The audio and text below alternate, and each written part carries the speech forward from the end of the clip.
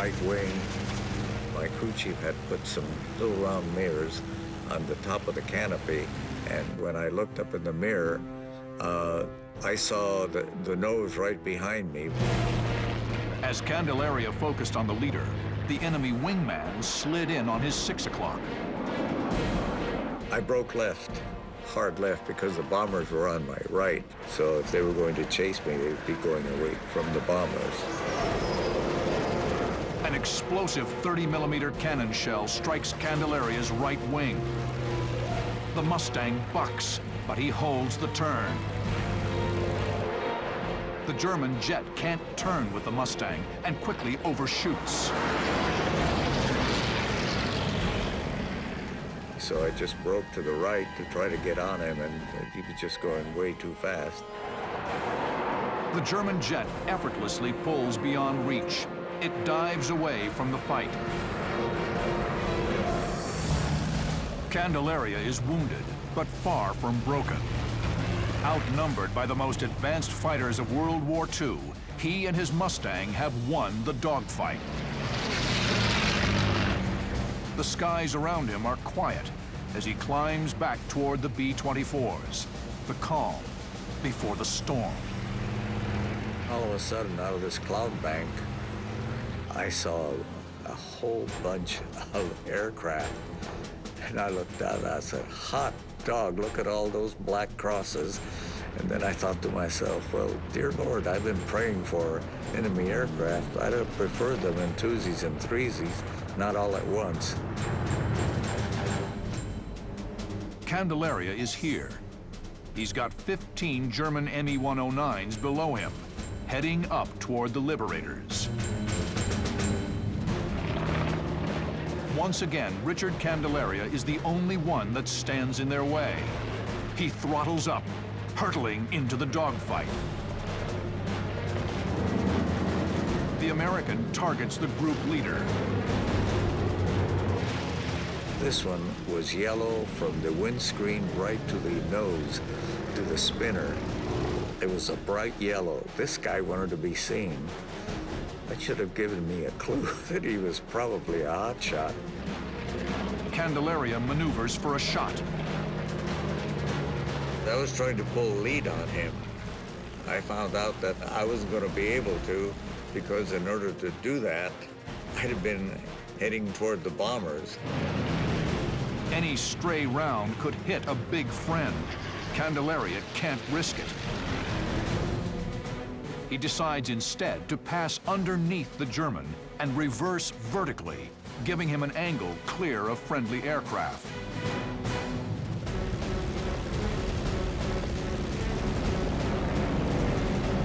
I went underneath him.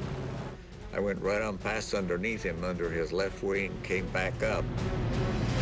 Candelaria yanks the stick back. An excruciating 6G pull. The 109 opens up on the B-24s, lobbing cannon shells at long range. One of the engines on the closest bomber is blown out. I came back and started to get on his tail. That's when he started his maneuvering. The 109 dodges Candelaria. He was making a fool out of me. Every time I'd try to get the gun sight on and he'd do something fancy and I'd go sailing past him to one side or the other. The other 109s hang back, allowing their skilled leader to dispatch the American. The lethal ballet continues. The 109 pulls left and begins a tight loop. He rolled over on his back, and I was just under him, and we started turning, trying to outturn each other, and I could look up and see him, and he could look down and see me.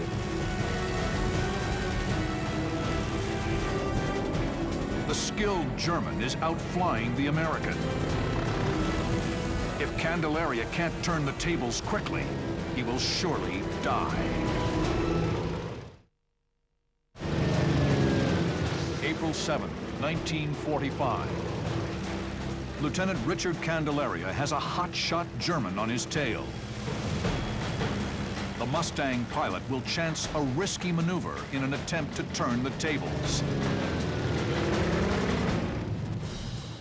Candelaria will chop his power and kick hard rudder to swing the P-51's nose around directly onto the 109's tail. If Candelaria stalls, he will fall out of the sky, becoming an easy mark for his enemy. I pulled back as hard as I could, just above the stall.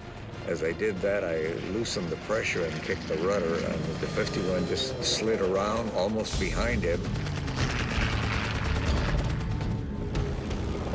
Candelaria skids past the German. I was not able to track him. The gun sight was a little too slow, so I just winged it, you might say. I just figured that's where he's going to be, and I squeezed the trigger. When he started belching out smoke, he went barreling down. I went down after him.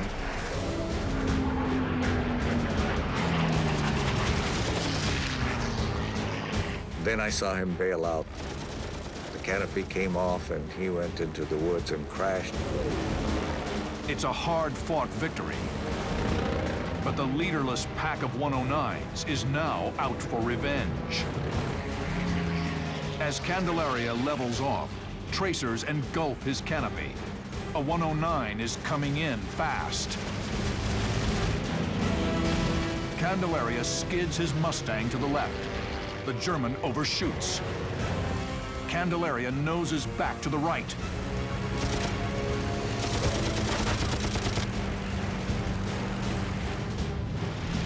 A few solid hits convince the German pilot to bail. I broke off almost immediately because there was somebody else behind me. The remaining 109s form up into a loose Lufberry circle, a defensive ring that virtually ensures mutual protection. But Candelaria refuses to break off. His strategy is to slash through the circle, hoping to knock down an enemy plane before one can get a shot on him. I kept going into that Lufberry, tighter and tighter, until I got a chance to shoot one more time.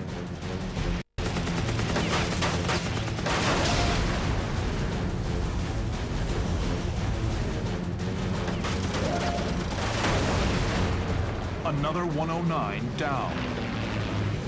But immediately there's a new threat on his 6. Candelaria breaks hard right. The German follows him. There was no doubt I was out turning him, and we were in a very tight turn to the right, and the 109 had a tendency to not do too well to the right. Candelaria is slowly out-turning his enemy, but the German does not break away. After several rotations, Candelaria gets a firing angle. His 6 Brownings bark to life.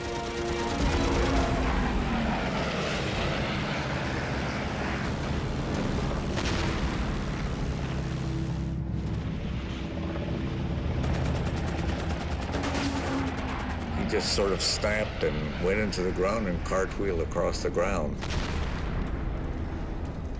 I pulled hard to the right and then to the left to avoid anyone else.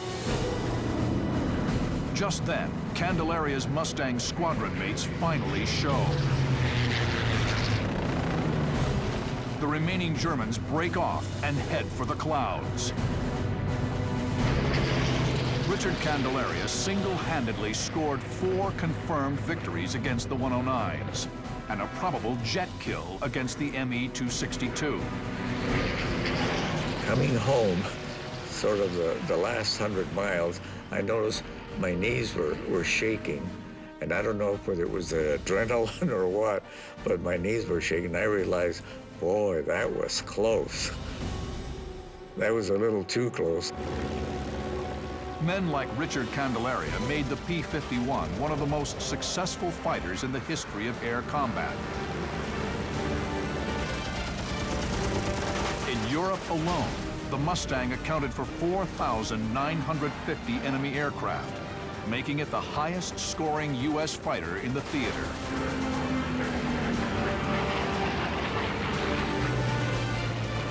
The Mustang is an icon of World War II, but today, its legend lives on at air shows and air races throughout the world. I'm so fortunate to be able, as a civilian, fly with these guys in the Heritage Flight Program for the Air Force, where we take the Mustang and we fly it with the Raptor and the A-10 and the F-15 and the F-16. Without a doubt, if you ask those guys, if you could only fly one aircraft, they all want to get in the Mustang. It's just the legend of it. It's the ultimate airplane for those guys.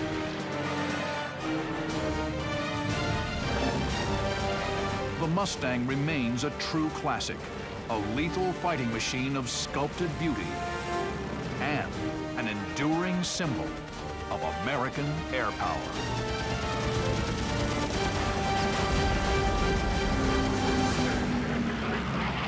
Numbered and outgunned, Israeli fighters streak into battle. Their jets are not designed for close-in air-to-air combat. But now it's dogfight or die.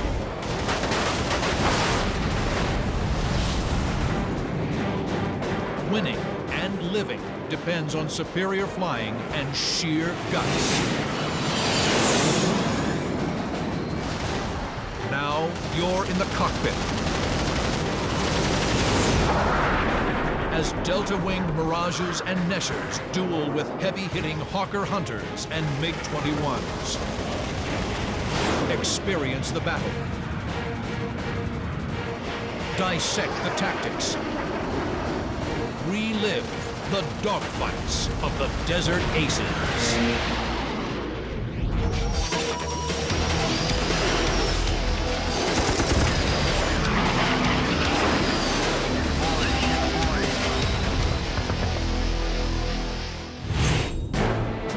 November 13, 1966, two Israeli Mirage 3 fighters shatter the dawn silence as they streak towards the Jordanian border. Hostile aircraft are firing on Israeli troops.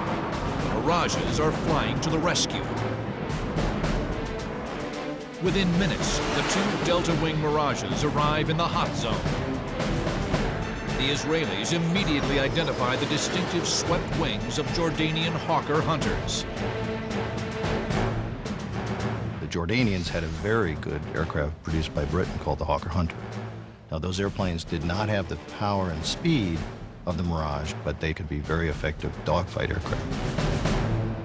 Another pair of 119 Squadron Mirages joins up, but the Israelis are still outnumbered. 4 Mirages against 8 heavily armed Hunters. The Mirages are here. The Hunters are here, attacking Israeli ground forces. The Israelis quickly roll into the attack from 5,000 feet. The adversaries merge into a World War I-style melee at jet speeds. Major Ran Rona, 119 Squadron CO, leads the attack. It was our first fight against the Jordanians and the Hunters. It was a very tough fight. Turning and twisting with maximum effort, the Israelis fail to get a clean shot. What was a surprise, they reacted, and maneuvered better than I thought. The French-built Mirages were originally designed as high-altitude Mach 2 interceptors, optimized to attack bombers with air-to-air missiles. The fact is that with an interceptor, you want to get up there and accelerate quickly and climb to high altitude. But those interceptors were not initially designed for dogfighting because that was not their mission. The Jordanians, trained by the British Royal Air Force, are good. Very good. It's like having a dogfight against the Israelis in a training. You know, in a training, it was tough. And that battle that lasted about 6 minutes or so, which is very long in air combat, there were no kills. The Israelis couldn't get any of the Jordanians, and Jordanians couldn't get any of the Israelis. But Ran Ronan's professional pride and the honor of the squadron demands a victory. He singles out a hunter. Then I was upset and said, no, I must get one. And I found one of them and said, this one, I'm going to shut down. Ronan slips behind his intended victim and manages to track him in his gun sight. His finger is poised on the trigger. Suddenly, the hunter breaks.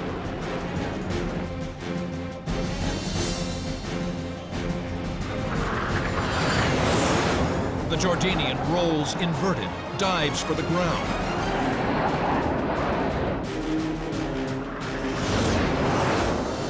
He desperately tries to shake the Grim Reaper off his tail.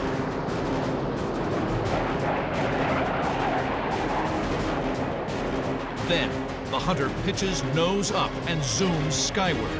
It's a smart move. The Mirage is faster and has a higher stalling speed.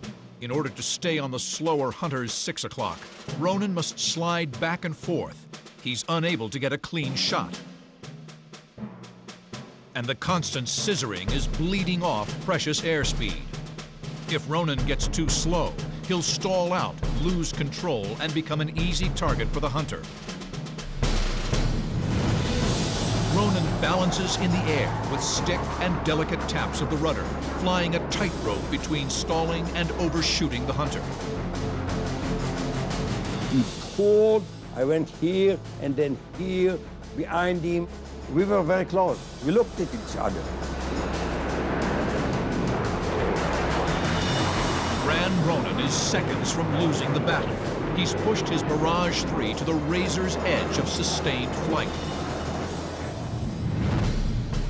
When the Israelis acquired the Mirage 3 in 1962, they knew it wasn't built to dogfight, but it was the most advanced fighter they could get their hands on. There were few countries willing to supply arms to the Jewish state.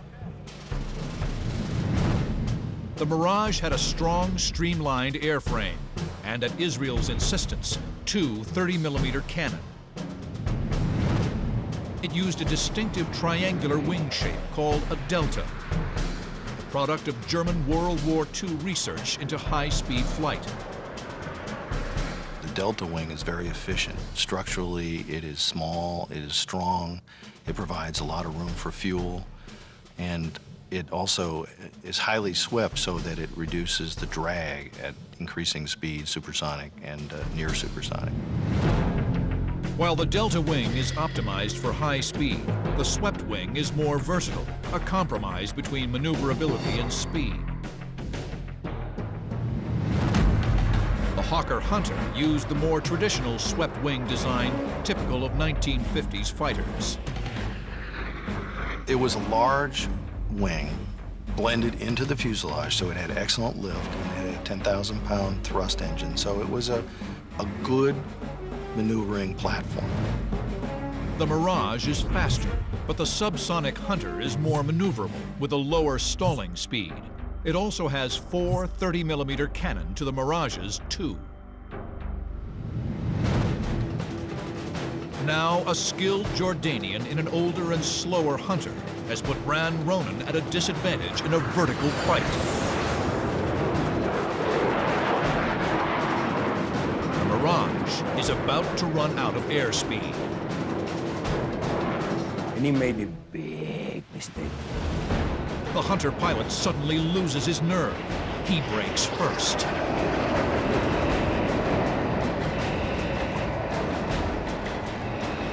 This is what fighter pilots wait for, the other people's mistake. Now, Ronan seizes the moment.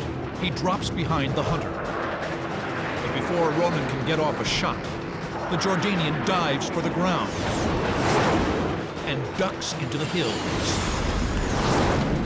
The escape route towards the east would have taken him away, and he didn't think the Israelis are that crazy to follow him in that canyon. But he didn't know Ronan. He was crazy. He was determined to get him, and he followed him into the canyon. The Hunter skims over the Earth at over 500 knots, leaving a wake of dust and kerosene fumes. His only hope is to drive Ronan into the ground or into the canyon wall. I never saw such a low-level flight like this Hunter, you know, at the bottom of the canyon. Never. There was a lot of turning, but he couldn't put the flipper on him and shoot him. He had to be approximately 15 feet below him in order to shoot. He couldn't be at the same level as he was. The 30mm cannon arcing trajectory requires that the Mirage be angled slightly up at the target. I couldn't go 2 meters down to put my gun sight on him. It's amazing. I was 250 meters behind him all the time. For 2.5 minutes, the roar of jets echoes through the hills. The Hunter pilot maneuvers confidently through the canyon. Behind his oxygen mask, sweat streams down Ronan's face and pools under his chin. The sound of his own heavy breathing fills his helmet. His frustration mounts. It looks like the Jordanian is going to make it. Suddenly, everything changes. Ronan got lucky, and there was a little hill inside that canyon. The Hunter raises its nose. Ronan nearly shouts for joy.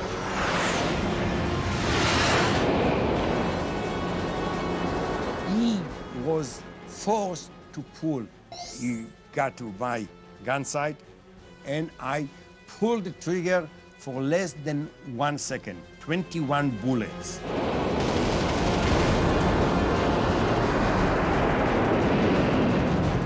.30mm high explosive rounds impact with deadly efficiency. The tail of the Hunter begins to disintegrate, but the airplane stubbornly flies on. Ronan stares down at his handiwork. What happened next haunts him to this day. The aeroplane turned to the left 90 degrees. Then he ejected and crashed to the wall of the canyon.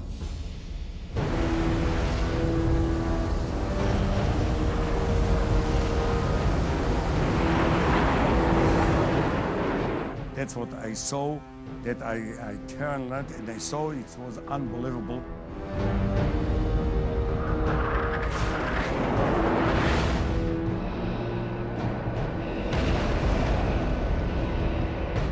Splash one Hunter. Ronan has his first kill. But his opponent had fought like a lion. I was happy that I was the one who landed safely. On the other hand, after such a fight of 8.5 minutes, the way he did it, leave aside that it's enemies, leave aside as a fighter pilot, as a colleague, I felt that he would have, you know, deserved to eject safely. Half a year later, Ran Ronan and his fellow Israeli pilots make history during the Six-Day War in June 1967, destroying the combined air forces of 3 Arab countries in a matter of hours.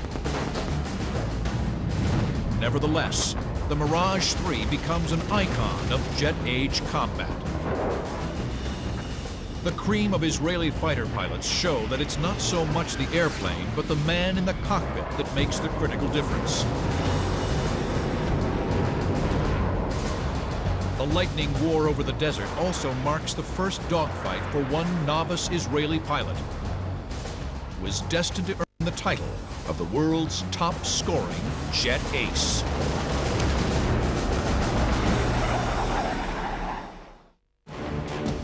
June 6, 1967, the Six-Day War. Over southern Israel, 2 Mirages from 101 Squadron are heading west towards Egypt. Number 2 in the flight is Lieutenant Giora Epstein.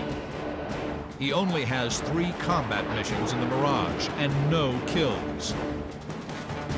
But he is destined to become the world's top-scoring jet ace. Epstein and his leader are on the prowl for Egyptian aircraft. And we start turning above at 20,000 feet, and suddenly I see 2 aeroplanes pulling behind us, but I look, I see it's mirages. Fighter pilots are territorial, especially when it comes to their hunting grounds. So I told them, hey, we are friends, leave us alone. And suddenly I see that they split us down, and when I look where their noses pointed, I see 3 Sukhoi 7s. The Russian-built Sukhoi is a big and heavy swept-wing fighter, very effective in the ground attack role. Even so, its 16,000-pound thrust engine can push the Su-7 near supersonic on the deck. Epstein is here. The 2 interloping Mirages are here, diving on the 3 Su-7s. But another pair of Mirages is already giving chase. The 7 jets form up into a bizarre, deadly procession. There was 1 Sukhoi, 1 Mirage, 1 Sukhoi, 1 Mirage, and at the side, Sukhoi and Mirage. And everybody starts shooting together. 30-millimeter cannon tracers rip through the sky.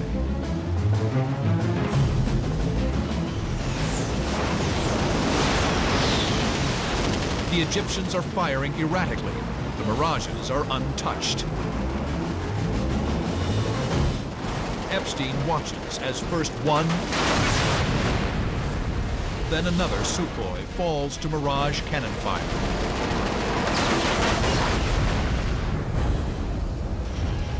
But a third Su-7 is escaping. A Mirage is on his tail. And I see it, the Mirage chased the Sukhoi, and it was a little bit far from him. Epstein sees a chance for a kill.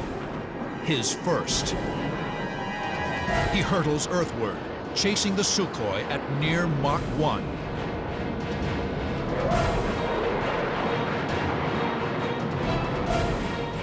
The first Mirage launches a heat-seeking Shafrir missile. It passes under the Sukhoi without exploding. Israeli pilots don't have much faith in the first-generation Israeli-made heat-seeking missile. They call it a bidon, or wing tank. We used to say that Shafrir 1, if you launch it, it goes like a bidon, hit the ground. The first Mirage now resorts to long-range cannon fire. And then he shoot all his ammunition from the cannons, but too far, and nothing happens.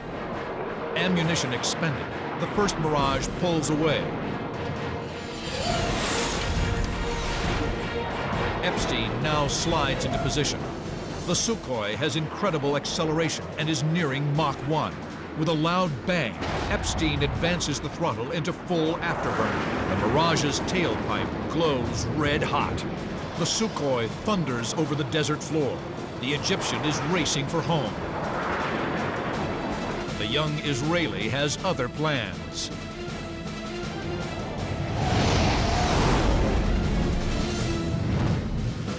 The career path that would make Giora Epstein a master of jet combat was unconventional, even by Israeli standards.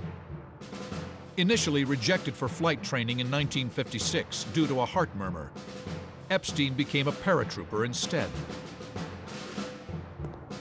In 1963, he was finally accepted into pilot training and won his wings.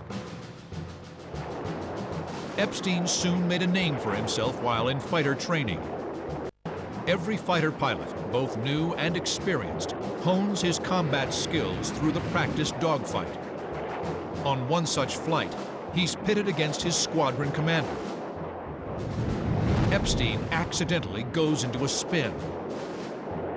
Now, I was free fall paratroopers, and I have about 500 jumps at that time, so I feel in the air very comfortable. It didn't mean to mean anything that I'm a spin, because I made spins without aeroplanes very easily in the air. But Epstein's CO sees impending disaster. But he was getting panic, and he shouted at me, "You are the right turn, no, left turn, no, right turn, left turn, do that and do this." At the end, I have to tell him, "Please, shut up. You just make it harder for me." And I get out from this spin very easily, no problem at all. Epstein advances quickly into the Mirage 3. He is a natural-born aviator and gifted with such extraordinary eyesight that it's actually measured by radar. I can see fighters for 24 miles, when average pilot can see them between 8 to 12 miles. So I have an advantage. In all the dogfights that I took parts, I see the airplane first. Hawkeye, as he's called by his fellow pilots, is now champing at the bit for a kill. Epstein is determined that the big Egyptian fighter hugging the ground in front of him will be his first. I went after the Sukhoi for a very long chase. Epstein finally gets within cannon range, 1,200 feet. The Pipper is on the target. He has visualized this moment for years. Epstein squeezes the trigger. Nothing happened. In his excitement, he's forgotten to engage the cannon arming switch. What I did, I hit circle breakers, and at that time I was 250 behind him, and I gave a very short breath. And the Sukhoi 7 has a huge engine, really huge. All the bullets go inside this engine, and it was a tremendous explosion. And when he came out of the explosion, there is only wings and nose.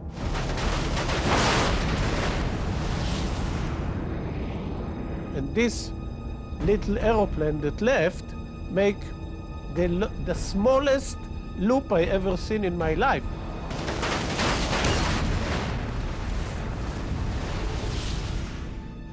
Tuck, and he was in the ground. Giora Epstein has realized his dream and scored his first kill.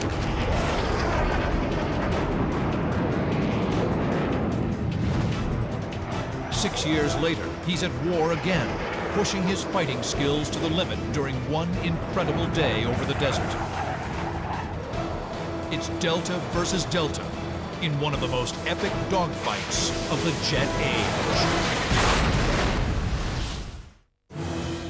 October 20th, 1973. The Yom Kippur War. Giora Epstein leads a four-ship of Delta Wing fighters to the Suez Canal. He's flying an Israeli-built Nesher, a copy of the French Mirage 5. Radar control has ordered Epstein, by now an experienced flight leader and double ace, to 20,000 feet. Egyptian aircraft have been picked up inbound. When we came to the canal, we didn't see anything. And he said that he sees something that comes from the south. So I looked there, and I see a pair of MiG-21s come from the south, and when they are nearly facing us, few miles, they turn to the west and start going to Egypt. Epstein and his flight are here, the MiG-21s here. The Israelis drop their tanks and give chase, going to full afterburner.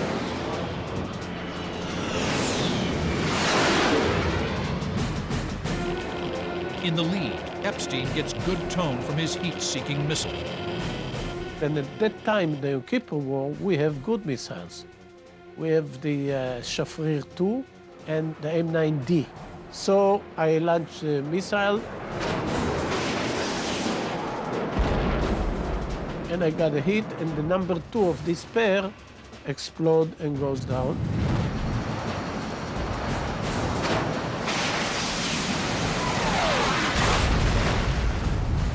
And immediately I went after the number 1. But then, the desert below him comes alive with camouflaged airplanes.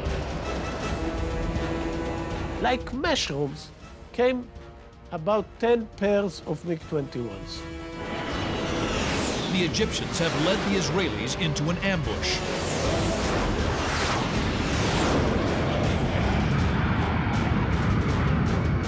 Giora Epstein is about to put the Nesher to the ultimate test.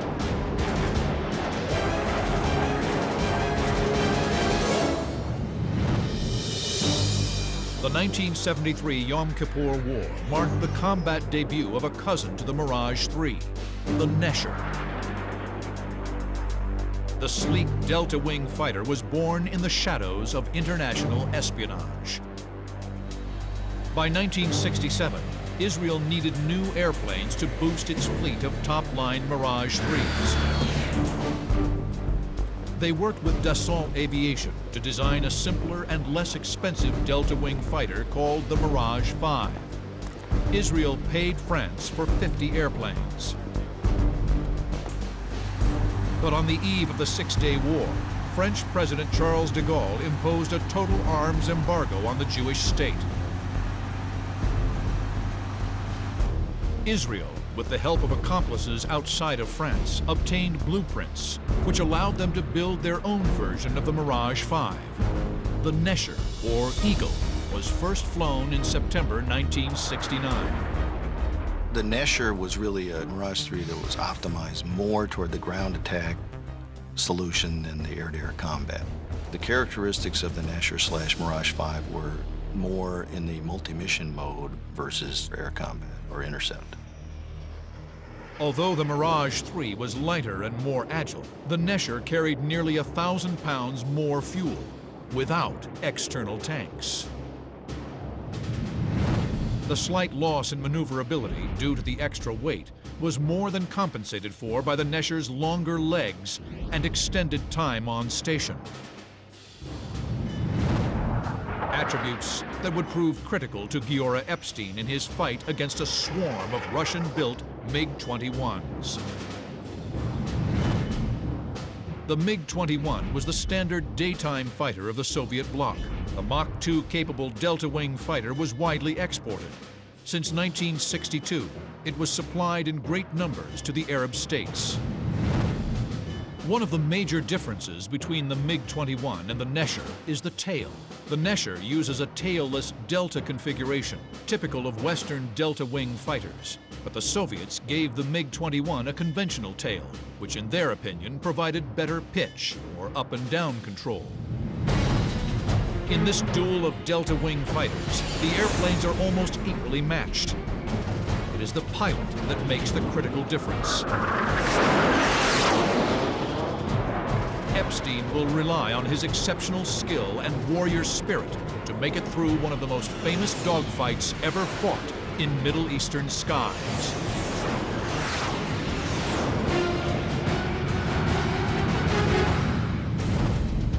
"20 MiG-21s have stayed under Israeli radar, using the first pair as bait to draw Giora Epstein's four-ship formation into an ambush. But they made one mistake.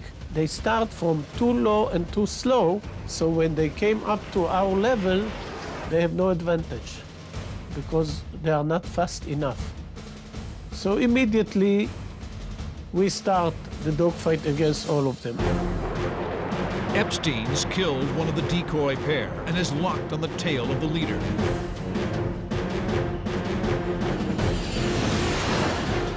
For me, it's about 4 minutes, maybe more, of chasing this guy. I was behind him all the time, but there is no way I can put my nose on him to shoot him down because he fly, like in Hebrew we say meshugener, like a crazy guy. He was doing loops, he was doing breaks, he was doing split S's, he was doing everything in the book, and he trying to shake him off.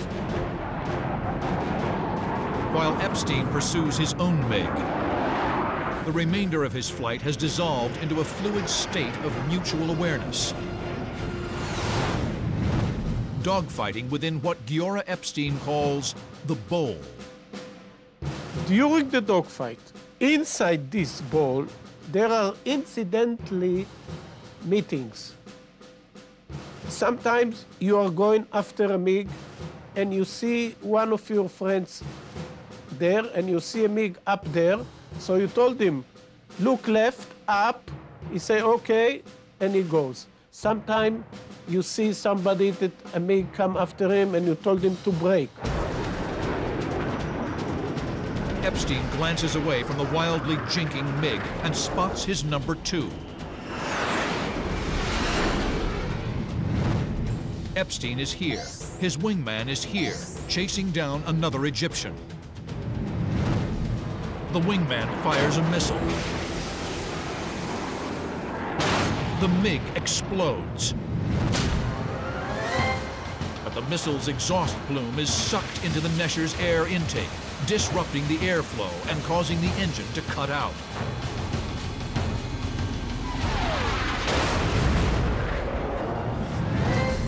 Without missing a beat on his own MiG, Epstein talks his squadron mate through an engine restart. I told him to close to idle. He closed to idle, open, and it's okay. And I told him to go home because I think it's enough for him. Number 2 leaves the fight. Almost immediately, the other 2 Israelis also depart. One runs out of fuel. The other has chased a MiG out of the bowl.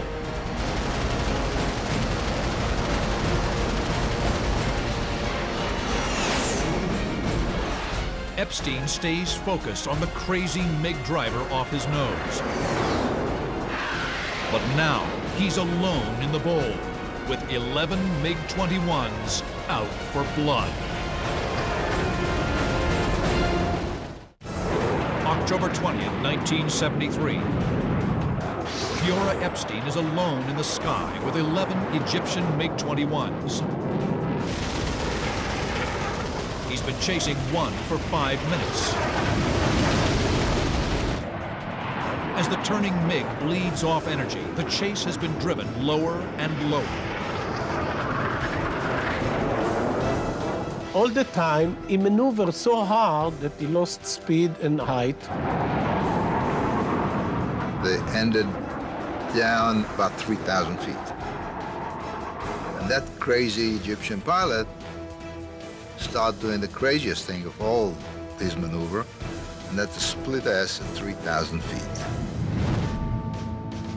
The Egyptian is desperate. He'll attempt a diving reversal called a split S. It's supposed to take 6,500 feet to do this maneuver in a MiG-21. Epstein can't believe his eyes as the MiG rolls inverted and pulls down. And I didn't go after him because I think it's too low, and I think he will crash. He waits for the fireball.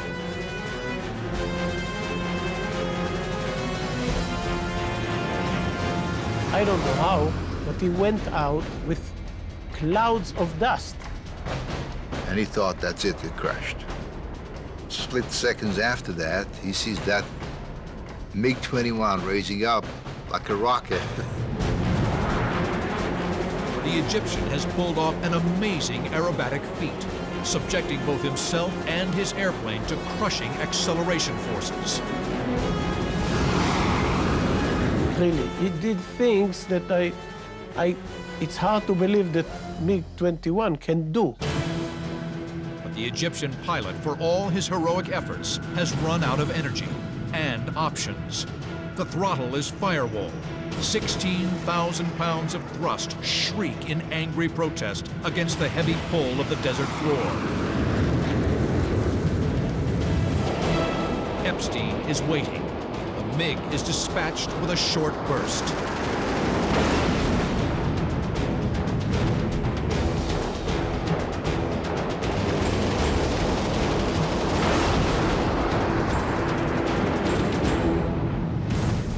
A quick look over his shoulder.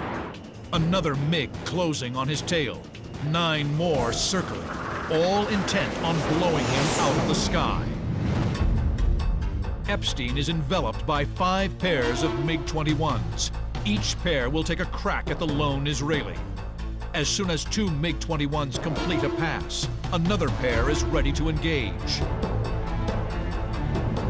I was on the defense all the time, but from time to time, I have the opportunity to do things.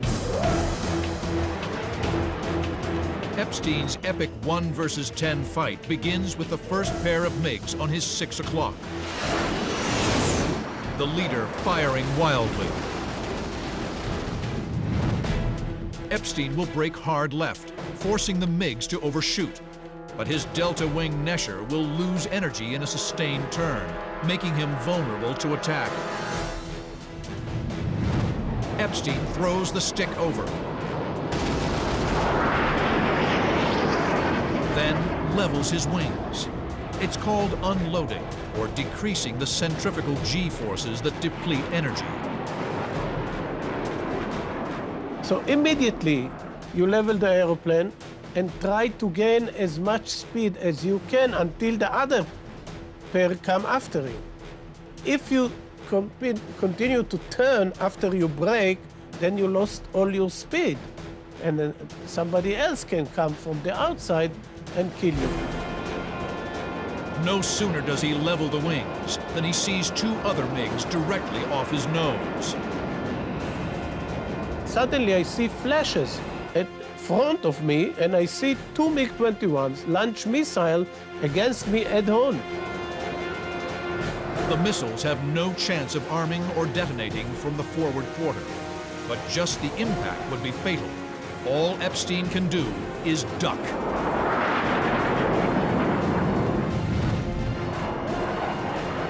The missiles and MiGs pass right over his canopy. Suddenly, another pair of MiGs moves in from behind.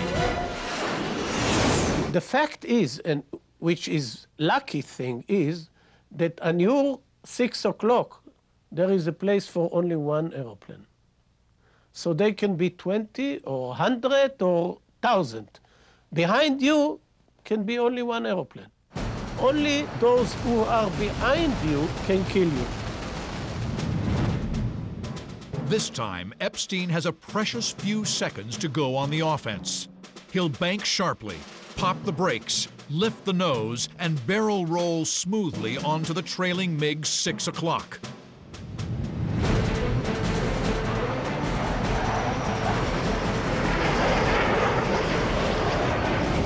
In a brilliant display of aerial dexterity, he's turned the tables on the MiGs.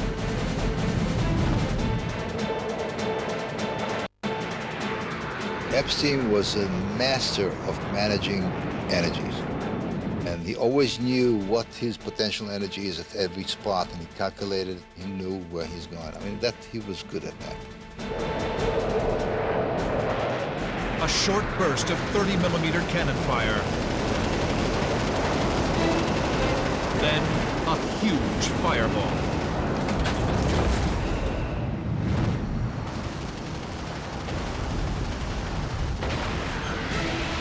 Epstein immediately levels his wings, preparing for the next encounter. The last pair of MiGs move in for the kill.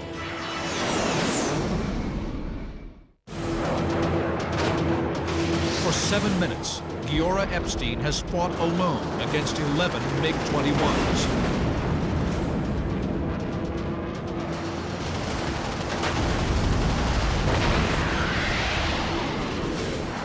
The last 2 are moving into position on his tail.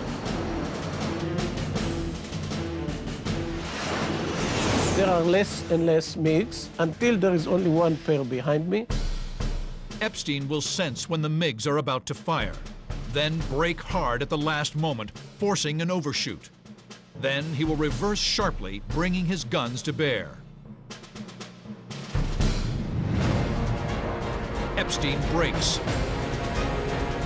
The MiGs flash by, then try bugging out by pulling into a steep climb. Exactly as planned, Epstein reverses sharply, levels, gains some speed, then climbs in pursuit. He lines up the rear of the pair in his gun sight.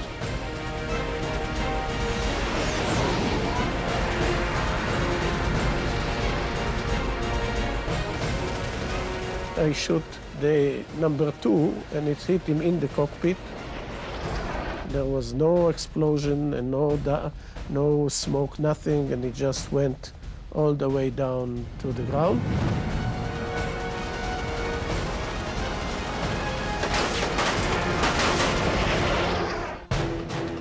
The other MiG continues to run.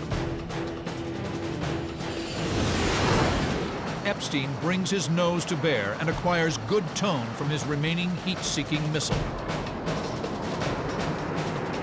I launched my second missile, which unfortunately went like a bidon. The missile falls away from the underwing pylon. Epstein has the cannon ammunition, but not enough fuel for a chase. It would have been his 5th kill for the day. I was cocky enough to ask the controller if there is any more targets for me. So he told me no. Epstein returns to his base, a forward outpost in the Sinai Desert. After shutting down the engine, he has to be lifted out of the cockpit. My legs shaking, and there is no, because it was nearly 10 minutes of very, very intensive thing. 10 adrenaline-pumping minutes of dodging and weaving, rolling and reversing, pulling maximum positive and negative G. I spoke to him many times, and I said, "What make you stay there?" He says, "It didn't even occur to me to leave. There's no such a question. I mean, I had the ammunition, I had fuel. Why should I go anywhere? There are targets out there. I got to complete my job." He believed that it was unthinkable to leave the battle, and that's what made him a fierce warrior. 4 days later, on October 24th, Epstein is back in the air. He shoots down 3 more MiG-21s. The Yom Kippur War ends the same day. Epstein stayed in Delta Wing fighters, moving from the Nesher into the follow-on Kafir, the last true Delta flown by the Israelis. In 1988, at age 50, he transitioned into the next generation fighter aircraft, the F-16. The Netz, or Hawk as it's called in Israel, represents a quantum leap in fighter aircraft technology. Younger pilots consider the F-16, with its blended body-wing design and powerful engine, to be the pinnacle of agility and responsiveness. But to many old hands like Epstein, the computer-driven fly-by-wire fighter lacks the purity of the Mirage. You are not flying F-16. F-16 fly itself from his computer. You are only one of many inputs to the computer of the F-16. Me, myself, as a pilot, I need the feelings. I need to enjoy the flight. And in F-16, you miss it. It's not exactly the same. In the Mirage, every flight is enjoyable. F-16, you can have unbelievable achievements, but the feeling is not the same. On May 27, 1997, at age 59, Colonel Giora Epstein flew his last mission for the Israeli Air Force. The nose of his F-16 was specially painted to show his 17 kills. All of them scored in Mirages and Neshers. They are mute testimony to the legacy of the Delta Wing fighter and to the fighting spirit of Israel's desert aces. Giora Epstein remains the world's top-scoring jet fighter pilot.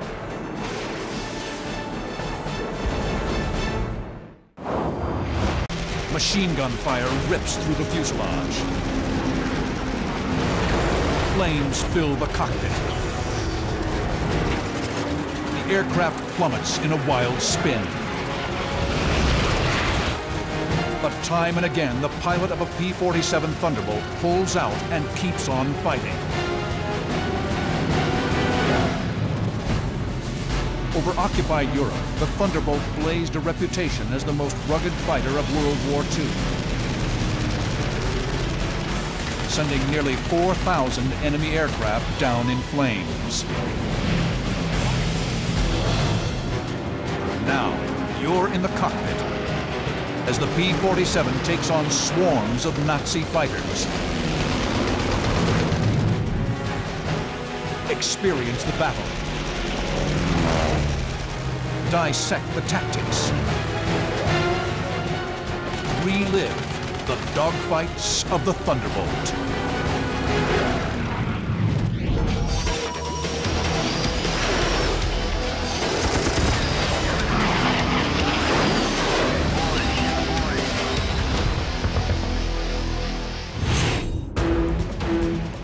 June 26, 1943.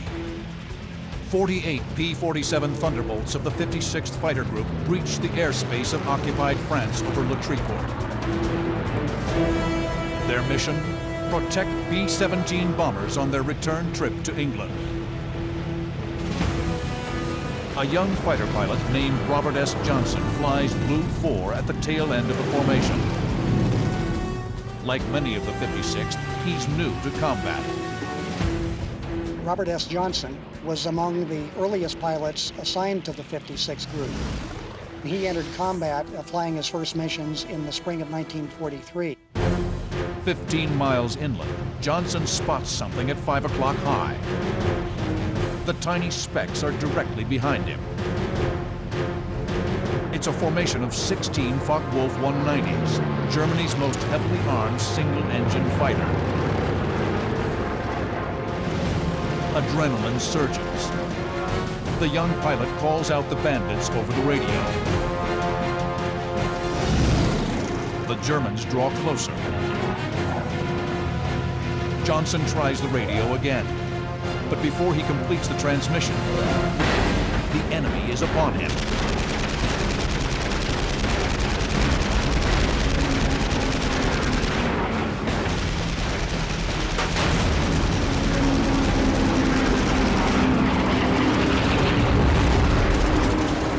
They just about shot him to pieces. His canopy was perforated. He had an explosive shell explode nearby. It left steel shards in his leg. Metal is ripped. Plexiglass shatters. A machine gun bullet grazes the tip of his nose. Johnson's P-47 plummets from 20,000 feet, spinning out of control. The aircraft shudders and screams. Flames lick exposed skin and swirl inside the cockpit. Most of his instruments were destroyed or damaged. And at that point, Johnson said that he was pretty much resigned to dying. Johnson kicks left rudder to level the wings and pulls back on the stick. Incredibly, the aircraft pulls out of its death spiral. but it may not stay airborne for long.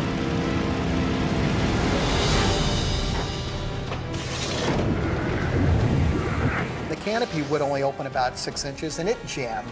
He can't get out of the aircraft. Johnson tries to force it open, bracing his feet on the instrument panel. Nothing. He stands, trying to squeeze through the broken canopy frame, but his parachute snags.